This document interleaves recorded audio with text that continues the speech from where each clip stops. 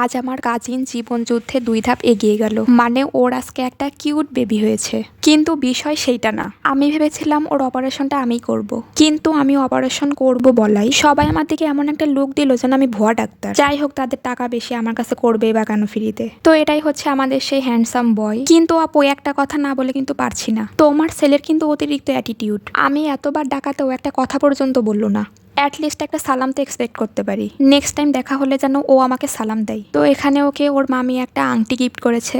কিন্তু যখনই শুনেছে ওই আংটিটা ওর বউকে দিয়ে দেওয়া হবে, তখন থেকে আর ছাড়ানো যাচ্ছে না। তারপরে দেখলাম এখানে একটা ভিআইপি গেস্ট ঘুমাচ্ছে, তাই তাকে আর ডিস্টার্ব করলাম না। দেন আমি চলে গেলাম আমার কাজিনের সাথে কথা বলতে। কিন্তু যাওয়ার সাথে সাথে ও জিজ্ঞাসা করলো আমার পড়াশোনার কি অবস্থা। আমাকে পার্সোনাল অ্যাটাক করার কারণে আমি ওইখান থেকে বের হয়ে গেলাম। এভাবে অপমান না করলেও পারতো। আচ্ছা, এখানে আমার ভাইকে খুব হাসি খুশি দেখা গেলেও ও কিন্তু এখানে খুব চাপের ভিতরে আছে, কারণ আমি ওর 2 পায়ের মাঝখানে বসেছিলাম। তো এর প্রতিশোধ নিতে ও আমাদেরকে বললো ওনাকে একটা শর্টকাট ওয়েতে আমাদেরকে বাসায় পৌঁছে দিবে। তারপরে আর কি, ওর এই শর্টকাটের চক্করে আমরা পুরো শহর ঘুরে ফেললাম। যাই হোক, আমাদের কোনো প্রবলেম নেই, বাসায় গিয়ে ওকে এখন মলম লাগাতে হবে।